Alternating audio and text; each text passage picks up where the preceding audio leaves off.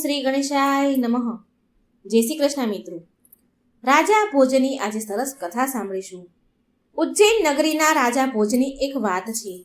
તે રાજા પ્રજાવત્સલ હતા. પ્રજાના સુખ દુઃખ જાણવા માટે રાત્રે વિહાર કરવા નીકળતા. એક દિવસ રાજા એક ગરીબ બ્રાહ્મણના ઝૂંપડા પાસેથી પસાર થઈ રહ્યા હતા તો બ્રાહ્મણ તેની પત્ની સાથે એવી વાત કરી રહ્યા હતા કે રાજા સાંભળવા ત્યાં ઊભા રહી ગયા. બ્રાહ્મણ તેની પત્નીને કહે છે કે આપણાથી હવે કામ થતું નથી, કેમ કે આપણી હવે ઉંમર ઘણી થઈ ગઈ છે અને આપણે પુત્ર પણ નથી.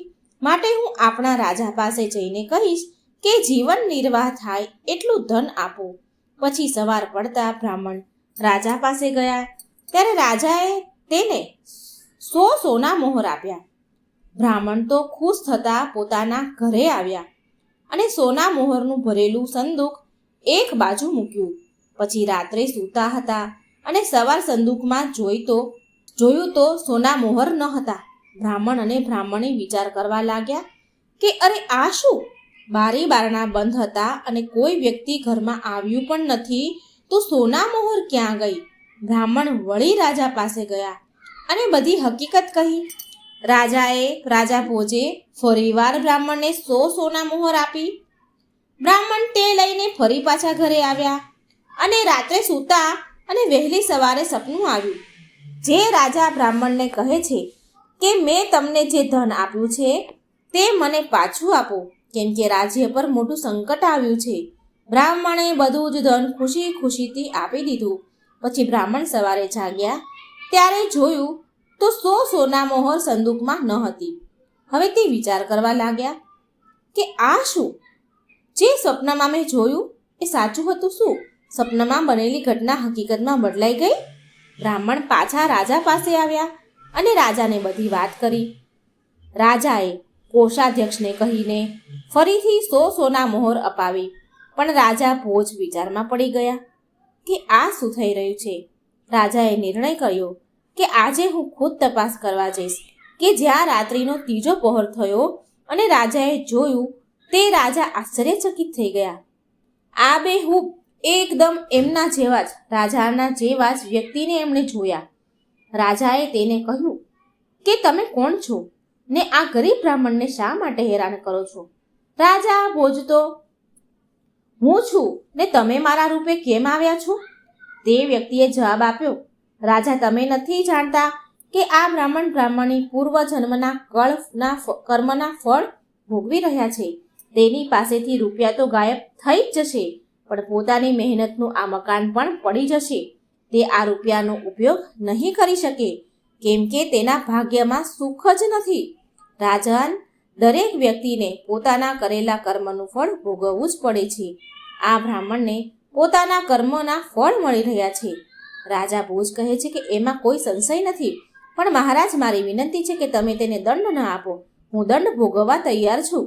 ત્યારે તેણે કહ્યું કે રાજા, કર્મના ફળ તો દરેક વ્યક્તિને ભોગવવા પડે છે. એમ કહીને તે અદૃશ્ય થઈ ગયો. પછી એક દિવસ રાજા ભોજ ઝડપી અને તાકાતવાર ઘોડા ઉપર બેસીને જંગલમાં શિકાર માટે નીકળ્યા. રાજાની સાથે સિપાહીઓ પણ હતા. શિકારની શોધમાં શોધતા પોતાના રાજ્યની સીમા ઉપર પહોંચી ગયા અને સિપાહીઓ પાછળ રહી ગયા. અને ત્યારે ઘોડાએ ઊંચા પહાડ ઉપર એક છલાંગ મારી. રાજા ભોજ ઘોડા ઉપરથી પડી ગયા અને લોહી લુહાણ થઈ ગયા અને બેભાન થઈ ગયા. માથાનો મુંગટ પણ પડી ગયો.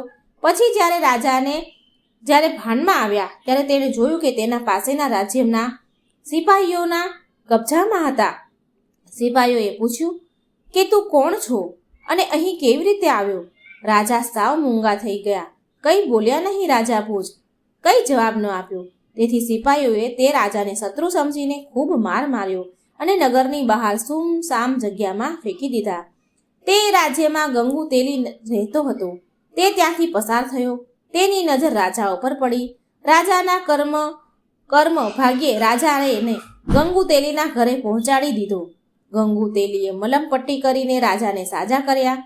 ગંગુ તેલી રાજાને જોઈને સમજી ગયો હતો કે આ કોઈ સાધારણ વ્યક્તિ નથી, પરંતુ રાજા જાણતા હતા કે જો હું મારી સાચી ઓળખ આપીશ તો અહીંનો રાજા મને શત્રુ સમજીને જેલમાં પૂરી દેશે.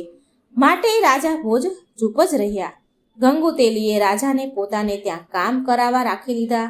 રાજાએ મનમાં વિચાર્યું કે ગંગુતેલીએ મને જીવન દાન આપ્યું છે, માટે મારે તેને કરજ ચૂકવવું જ છે. રાજા ત્યાં જ કામ કરવા લાગ્યા અને કામ કરતા જાય છે અને ગીત ગાતા જાય છે. આમ આખો દિવસ રાજા ભોજ ગંગુતેલીને ત્યાં કામ કરે છે. ગંગુતેલીને ત્યાં તેલ લેવા ગ્રાહકો આવે, તેને ગીત સંભળાવતા જ મોજમાં આવી જતા અને સાથે તેઓ પણ ગીત ગાવા લાગતા હતા. તે રાજ્યના રાજાને પણ સંગીત ખૂબ જ ગમતું અને રાજકુંવરીને પણ સંગીત અતિ પ્રિય હતું. તેથી તેઓ સંગીત શીખી રહી હતી. તે રાજાના રાજ્યમાં સંગીત નૃત્ય અવારનવાર થતા રહેતા અને રાજા સંગીતકારો નૃત્યકારોને ઇનામો પણ આપતા. આ વખતે પણ રાજાના રાજ્યમાં સંગીતનું મોટું આયોજન કરવામાં આવ્યું હતું અને તેમાં સર્વથી શ્રેષ્ઠ ગાન કરે તેવા વ્યક્તિને શોધવાનો હતો. તેથી ગંગુતેલીએ પોતાને ત્યાં રહેલા રાજા ભોજને રાજ્યમાં ગાવા માટે તૈયાર કર્યા. પછી રાજા ભોજ ગંગુતેલીની સાથે રાજ્યમાં આવ્યા. તે સાદા વસ્ત્રમાં હતા, પરંતુ તેમ છતાં રાજાના ગુણો પ્રતિભાથી શોભતા હતા. ત્યાં આવેલા મોટા મોટા ગાયકો પોતપોતાના ગીત રજૂ કરે છે, પરંતુ રાજકુંવરી વસુંધરા હજુ શ્રેષ્ઠ ગાયકની તલાશમાં હતી. તેવામાં ખૂણામાં બેઠેલા રાજા ભોજને ગાવા માટે આજ્ઞા કરી. રાજા ભોજે ગંગુતેલીનો નોકર છું તેવી પોતાની ઓળખ આપી અને ગાવાનું શરૂ કર્યું. આ તેજસ્વી યુવાનનું ગાયન સાંભળીને દરબારમાં બેઠેલા બધા જ લોકો મંત્રમુગ્ધ થઈ ગયા. ચારેય તરફથી વાહ વાહનો અવાજ આવવા લાગ્યો. રાજકુમારી પણ મોટેથી કહેવા લાગી, વાહ, શ્રેષ્ઠ ગાયક, મહાન ગાયક. પહેલી વાર રાજકુમારી આવી રીતે ખુલ્લી સભામાં બોલતા જોઈ રાજા અને સભાજનોને અજીબ લાગ્યું. તે યુવકનું ગાવાનું સાંભળીને રાજકુમારી તેના પર વરી જતી હતી અને ફરીવાર ઊભા થઈને મોટેથી કહેવા લાગી, આ જ છે શ્રેષ્ઠ ગાયક, આ જ છે મારો જીવન સાથી. ત્યારે રાજાએ કહ્યું, બેટા, આવી રીતે વંશ જોયા વગર આમ કહેવું યોગ્ય નથી, કેમ કે તું કોઈ સાધારણ કન્યા નથી, તું તો રાજકુમારી છો. ત્યારે રાજકુમારી બોલી, પિતાજી, આ યુવક કોઈ સાધારણ નથી, આ કુળવાન વ્યક્તિ છે. તેની તમે પરીક્ષા કરીને જોઈ લ્યો. રાજાના રાજ્યમાં જ્ઞાનીઓની કમી ન હતી. તેના રાજ્યમાં 4 દેવો હતા: ધર્મદેવ, કર્મદેવ, તપદેવ અને પુણ્યદેવ. આ 4 વિદ્વાનો સભામાં બેઠા હતા. રાજાએ સભાજનોને સંબોધતા કહે છે કે આ 4 વિદ્વાનો શ્રેષ્ઠ ગાયકની પસંદગી કરશે અને વસુંધરાને વરવા યોગ્ય યુવકના ગુણો બતાવશે. રાજા સિદ્ધરાજે સૌથી પહેલા ધર્મદેવને પ્રશ્ન પૂછ્યો, આ પૃથ્વી પર સૌથી ધાર્મિક કોણ છે? ત્યારે ધર્મદેવે કહ્યું કે રાજા, તમે તો બુદ્ધિનો ભંડાર છો, પણ મને જ્યાં સુધીનું જ્ઞાન છે તે પ્રમાણે ઉજ્જૈન નગરીના રાજા ભોજ સૌથી ધાર્મિક છે. પછી તપદેવને પ્રશ્ન પૂછ્યો કે તપદેવ, તમે કહો કે તમે કોને તપસ્વી માનો છો? ત્યારે તપદેવે કહે છે કે રાજા તપસ્વી તો રાજા ભોજ જ છે, કેમ કે કેટલાક યુદ્ધોમાં જીવન મૃત્યુની વચ્ચે રહીને વિજય થયા છે. આવા તપસ્વી વ્યક્તિને મૃત્યુ પણ નજીક આવી ન શકે. રાજા સિદ્ધરાજે ત્રીજો પ્રશ્ન કર્મદેવને પૂછ્યો કે તમે કહો કે આ ધરતી પર કોના કર્મ સારા છે? કર્મદેવે કહ્યું, મહારાજ, રાજા ભોજના સારા કર્મો છે. રાજાએ છેલ્લો પ્રશ્ન પુણ્યદેવને પૂછ્યો કે પુણ્યદેવ, તમે કહો કે આવો કોણ પુણ્ય આત્મા છે કે મારા રાજ્યમાં આવીને મારી કન્યાનું પાણી ગ્રહણ કરે? ત્યારે પુણ્યદેવ કહે, રાજા, આ ધરતી પર પુણ્ય આત્મા તો રાજા ભોજ જ છે. ચારેય દેવોનો જવાબ સાંભળીને આખી સભામાં સન્નાટો છવાઈ ગયો. તેમ છતાં તે યુવક તો શાંત અને ગંભીર ઊભો હતો. રાજા સિદ્ધરાજે તેને કહ્યું કે તું શ્રેષ્ઠ ગાયક અવશ્ય છો, પરંતુ સભાસદોનો નિર્ણય સાંભળીને મેં સાંભળી લીધો છે અને તે પણ સાંભળી લીધો હશે, અને રાજકુમારીએ જાણે અજાણે આવું વર્તન કર્યું છે, પણ તેને વરવા યોગ્ય તો રાજા ભોજ જ છે. ત્યારે તે યુવક બોલ્યો નહીં. રાજા ભોજના ગુણોથી પણ કોઈક મોટી શક્તિ છે જે મહારાજ આવા ગુણિયલ વ્યક્તિને પણ પોતાના વશમાં રાખે છે. ત્યારે રાજા સિદ્ધરાજે ઊંચા અવાજે તે યુવકને કહ્યું કે તું અમારા વિદ્વાનોનું અપમાન કરે છે. શું ધર્મ, કર્મ, તપ અને પુણ્યથી પણ કોઈ મોટી શક્તિ છે? યુવક, તને નથી ખબર કે અમારા વિદ્વાનોના અપમાન કર્યાનો શું દંડ છે? ત્યારે તે યુવક કહે છે કે મહારાજ, દંડ તો ખરાબ કર્મોનું હોય, સત્ય બોલવાથી નહીં, સત્ય બોલવા પર તો ઇનામ મળે છે. રાજા સિદ્ધરાજે કહ્યું, શું સત્ય? કેવું ઇનામ? તપ, કર્મ, ધર્મ, પુણ્યથી પણ અધિક કંઈ હોય છે? ત્યારે યુવકે કહ્યું, હા મહારાજ, ભાગ્ય. રાજા ભોજ રાજા ભોજની અંદર આ 4 ગુણો હોવા છતાં અહીં તહીંની ઠોકર ખાઈ રહ્યા છે.